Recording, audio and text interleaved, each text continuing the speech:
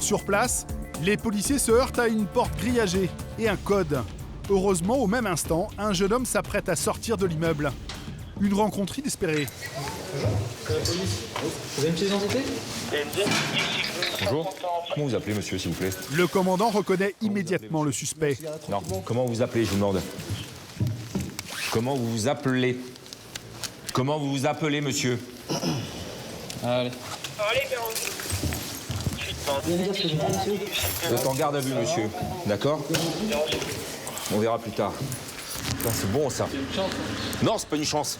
C'est pas une chance. C'est que les mecs ont bossé, les mecs savent, et ont fait tissu familial. Ils savaient qu'il avait une possibilité de point de chute ici. On a tracé, on l'a chopé ici. Si on n'avait pas tracé, on l'aurait pas eu. Fruit de longues semaines d'enquête, cette interpellation est une première victoire pour les policiers de la CSI.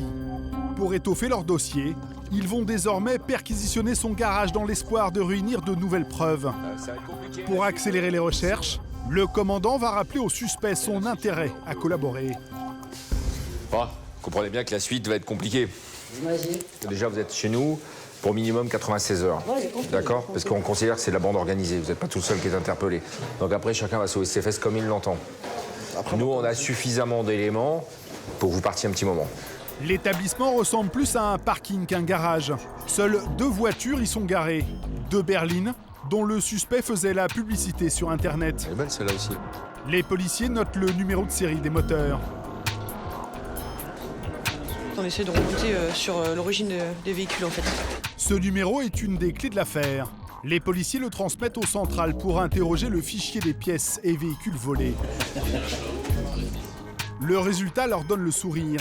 Le moteur de cette berline grise appartient à une autre voiture qui a été volée.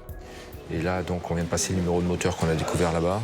Le véhicule est signalé volé. C'est une Mégane 2 depuis janvier 2014. Donc voilà, ça fait une pièce de plus, une victime de plus, une pièce de plus. Une preuve accablante pour le suspect. Et à l'étage, son cas s'aggrave encore. Fred, l'officier de police judiciaire à l'origine de l'enquête, a mis la main sur un jeu de cartes électroniques en plastique noir. Ça, c'est des clés vierges de démarrage de véhicules Renault, voilà, qui peuvent servir à être reprogrammées. Non, elles peuvent plus être reprogrammées. Donc celles-là, elles sont mortes. Elles sont toutes mortes. Et pourquoi les garder alors? Bah, elles sont là comme ça, c'est tout. C'est pas... Moi, je dis qu'elles peuvent être encodées. Après, je sais pas. Moi, Moi, je suis sûr. Ces cartes sont des clés électroniques de voiture. Elles peuvent être reformatées pour ouvrir d'autres véhicules que ceux d'origine, grâce à ce type d'appareil trouvé également dans le garage du suspect. C'est un boîtier de diagnostic automobile qui peut servir à reprogrammer des pièces, des clés vierges pour pouvoir démarrer des voitures et les voler. Comme on a vu en haut. Un petit peu, ouais. Les Mégane, avec des clés vierges, voilà. Après, je sais qu'on met... Mais le suspect s'enferme dans sa mauvaise foi. Des nouvelles concernant les services techniques. Bah, avec ça, tu fais rien. Tu fais rien avec ça? Avec ça, tu fais rien. Moi, je te dis que tu fais quelque chose avec ça. Tu peux absolument rien faire avec ça. Sauf avec un logiciel adapté. Après, je sais pas. Bon, moi, je sais. L'enquête est loin d'être terminée. Les policiers vont étudier tous les indices découverts lors de la perquisition.